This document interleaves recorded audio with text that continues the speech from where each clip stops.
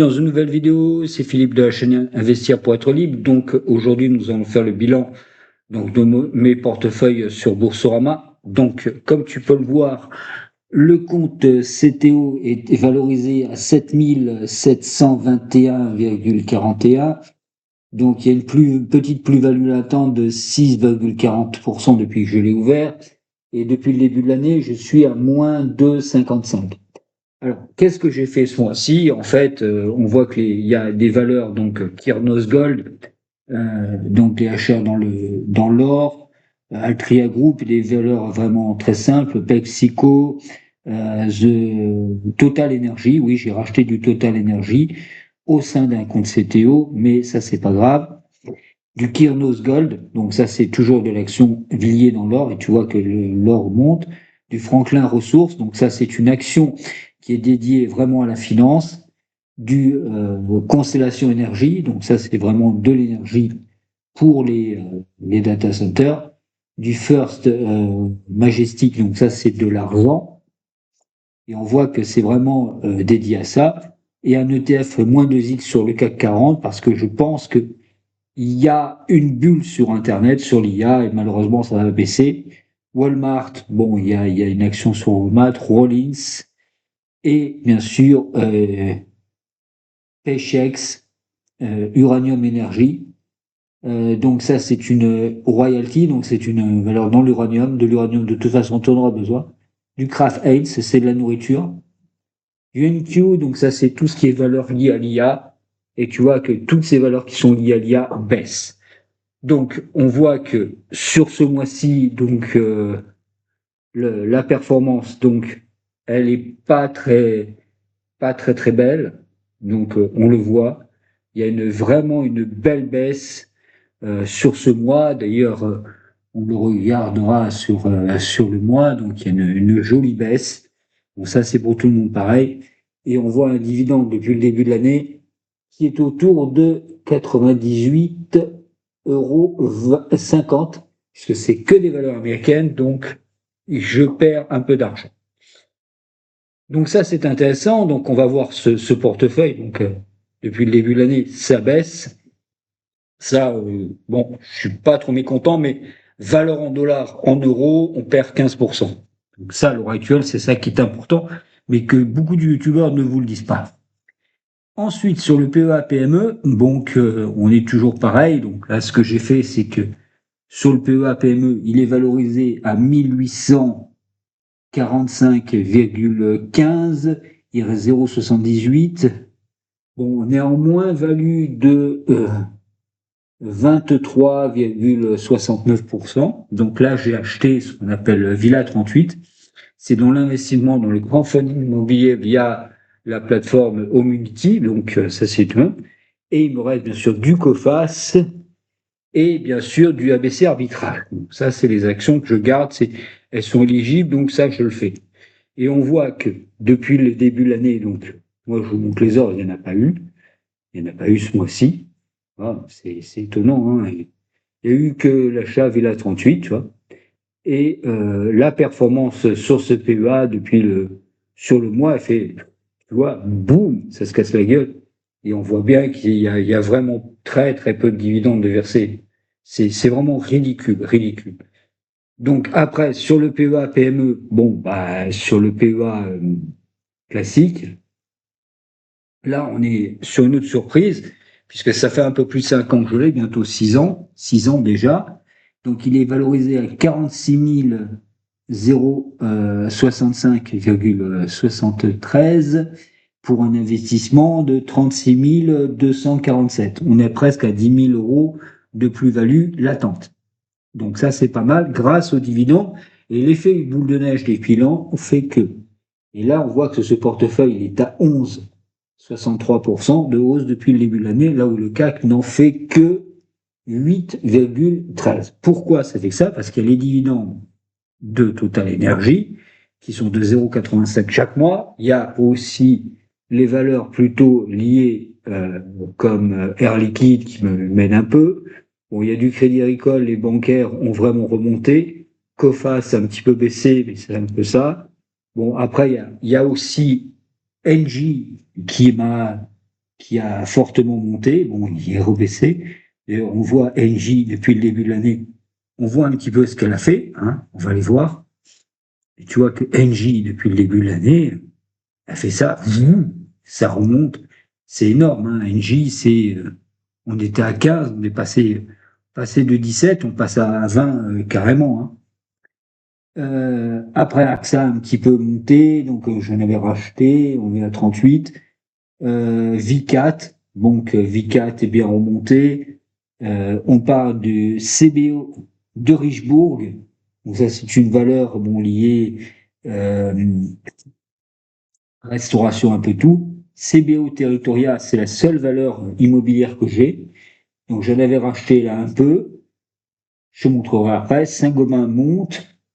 Du Bureau Véritable, ça, tu en as besoin pour les études. Du Publicis Group, c'est le numéro un de la publicité. Du Piscine des Joyaux, les piscines, on en aura toujours besoin. Rexel dans l'électricité, c'est une des moins chères. Nokia, j'ai une petite conviction sur Nokia avec l'IA. Donc, c'est la valeur européenne liée vraiment aux infrastructures de télécommunications. Et je pense qu'ils vont travailler sur les satellites avec eux. Donc ça va être très important de les avoir. Ensuite, du Essilor Luxottica, il faut en avoir. Ça, je le dis, au moins une. Steve, bon, c'est la valeur liée donc pour les voitures électriques qui sécurisent et tout. Jacquet Métal, donc le métal, ça on en a besoin. Du Aperam sur l'acier, ça on en aura toujours besoin. Thales dans la défense, on aura toujours besoin. Gaz Transport et Téligaz, donc c'est le truc. Et le petit dernier, le Amundi, donc moins X, c'est les valeurs américaines, parce que je pense que les valeurs américaines, technologiques, puisqu'elles représentent plus de 50% de la valeur du S&P 500, pourraient se péter la gueule. Donc, on voit un petit peu sur ce graphique ici, sur les valeurs américaines, ce qui se passe donc à la bourse de cette semaine. Donc, on voit que le DAX est redescendu et le DAX a fait une petite baisse. Et on voit que sur 5 jours, bon, il a baissé. Et c'est surtout ce fameux mercredi où ça a baissé. Tu vois qu'en fin de séance, ça baisse vraiment sur la semaine. Donc, il y a vraiment un risque sur les valeurs et tout le monde a peur. Le FTSE, bon, c'est le seul qui sont en positif cette semaine. Donc, sur 5 jours, on va voir que voilà, ça descend toute la semaine et puis on voit vraiment ce jeudi noir, hein, on peut dire, qui a fait vraiment baisser les cours. Et c'est pas le 29 octobre, hein, 24 octobre 1929, mais on n'en est pas loin. Après, on voit pareil sur le CAC 40, donc sur une journée, il a un petit peu remonté en fin de journée, mais c'est vraiment une baisse. Et sur la semaine, on voit qu'il est légèrement positif, mais c'est pas ça. Hein. C'est vraiment une petite baisse. C'est un petit peu remonté. L'IBEX 35, donc l'indice de Madrid, pareil, il a baissé. En France, donc, ce qu'on peut avoir, c'est surtout les valeurs liées. Donc, on a beaucoup de secteurs. Hein. Si c'est pas un secteur qui va, c'est un autre. Qui baisse, c'est un autre qui remonte. Et l'Eurostock 50, pareil, qui est en baisse.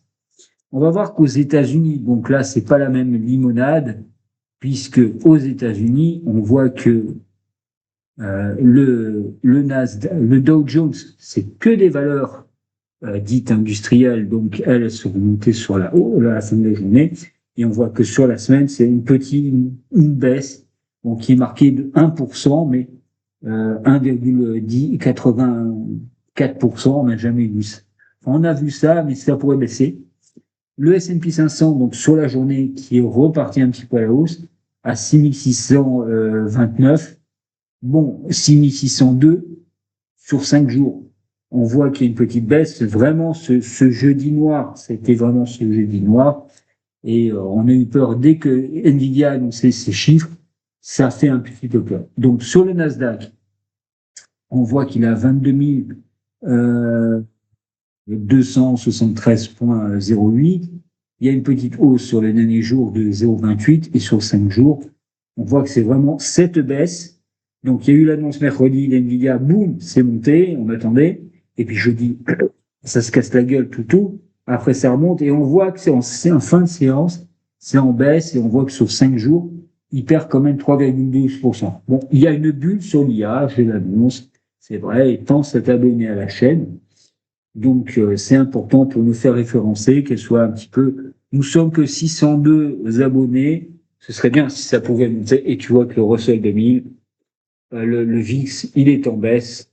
Et on voit que sur 5 jours, là, il a été en hausse et on voit que ça pourrait repartir à la hausse. Après, donc, sur l'Asie, donc, on n'est pas sur les mêmes valeurs. Donc, le Nikkei, il est à 48 625. On voit que sur le dernier jour, il est descendu. Bon, il y a un petit creux, hein, puisque il y a un mouvement entre midi et 14 heures. Je crois qu'il n'y a pas de cotation à Tokyo. Sur 5 jours, pareil. Une petite baisse sur la fin. Et ça suit le mouvement, hein. Après les bourses, les bourses chinoises ont fait la même chose. Et les bourses coréennes, pareil, hein, c'est vraiment baissier. Voilà. Donc après, sur les devises, donc on voit que c'est l'euro-dollar. Donc l'euro-dollar est à 1,15 $, 15. Donc on voit que c'est quand même un petit peu baissier et on voit qu'en fin de séance, ça baisse. Euh, l'euro GB, ben, on voit que c'est pas extraordinaire. Il y a une petite baisse sur 5 jours. Donc ça, c'est vraiment les valeurs qui baissent le plus. Et on va voir ici, alors ça va être intéressant de le voir, on va s'y mettre, on va prendre n'importe quelle valeur, donc Total Énergie, et on va voir que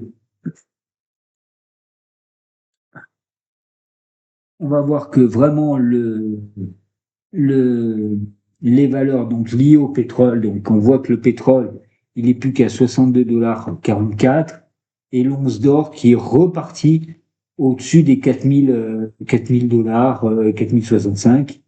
Donc ça, c'est lié à ça. Et on voit que c'était vraiment en fin de séance. Donc on va voir un petit peu la cause de tout ça. C'est Nvidia. Donc on voit que Nvidia, donc depuis le début de l'année, hop, c'est remonté. Et tu vois qu'à la fin, ici, il y a vraiment cette baisse. Il y a eu une montée jeudi, vendredi, et on voit que ce vendredi, elle a vraiment baissé.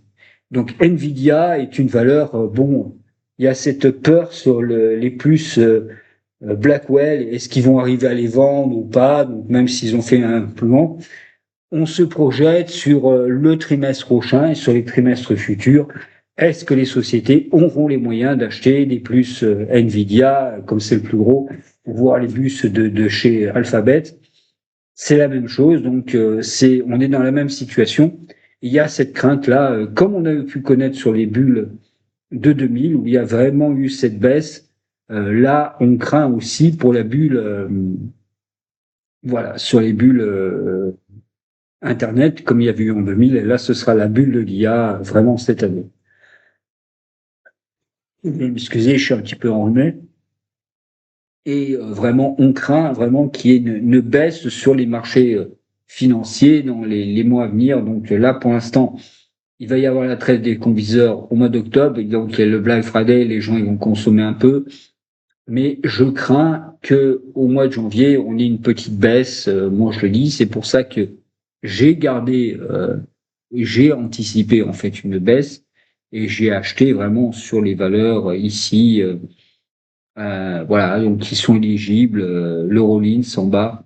Donc je pense pour moi que ça va vraiment, ça va baisser. On voit que vraiment il y a de la demande. Tu vois que ça, hop, et puis on voit que ça monte. Ça veut dire que c'est vraiment à la baisse. C'est vraiment les valeurs américaines, mais à la baisse. On a un X. J'en ai pas trouvé en moins de X. Bon, moi je suis pas comme ça. Et je pense que là, oui, ça va baisser. Bon, pour l'instant on est à ce prix-là, mais je pense que s'il y a une grosse chute, euh, elle pourrait être assez violente et sur les marchés actions américaines. Voilà. Donc ça, c'est mon opinion personnelle. Donc pense à t'abonner à la chaîne, liker la vidéo et puis Je vous dis à une prochaine pour une nouvelle petite vidéo sur les bilans des marchés financiers. Mais pour moi, tu vois, là, ce que j'aime pas, c'est ça. C'est vraiment ce côté américain où tu vois, on va revenir dessus ici. C'est vraiment les États-Unis où tu as sur le Nasdaq, donc vraiment sur les 5 jours, où tu as vraiment ce jeudi noir ici, là où ça a cassé, ça remonte et ça redescend. Et c'est ça le plus important pour moi. Voilà, c'est que ça redescend vraiment sur la fin de la semaine. Et on va voir la semaine prochaine ce que ça peut se passer. Il peut y avoir une grosse baisse, comme ça peut très bien repartir à la hausse. Mais pour moi, il y a vraiment les analystes là qui sont en train d'étudier Nvidia, parce que c'est là vraiment la valeur tech américaine. Et il y a vraiment un risque, ça pourrait entraîner tout le Nasdaq à la baisse. Et malheureusement, pour avoir une baisse de 30%, puis après de 10% supplémentaire, et puis encore 20%, et on pourrait perdre à peu près 80% sur le Nasdaq, mais bon, pas sur les médias, mais on pourra avoir vraiment cette baisse de moins de 30% qui pourra arriver. Le crack pourrait vraiment se faire. Voilà, donc restez très prudents, regardez bien les marchés financiers, suivre chaque jour, et puis c'est vraiment la valeur à suivre, c'est vraiment Nvidia, et si vraiment il y en a une des valeurs techno qui se plante, que ce soit Nvidia, Microsoft ou Apple ou Amazon, il y a un truc, s'il y a quelque chose, elles vont entraîner à la baisse les autres, parce qu'elles représentent quand même 60% du S&P 500. Bon, faut être quand même honnête. Voilà, donc je vous souhaite un bon courage et à bientôt dans une nouvelle vidéo. C'était Philippe de la chaîne Investir pour être libre.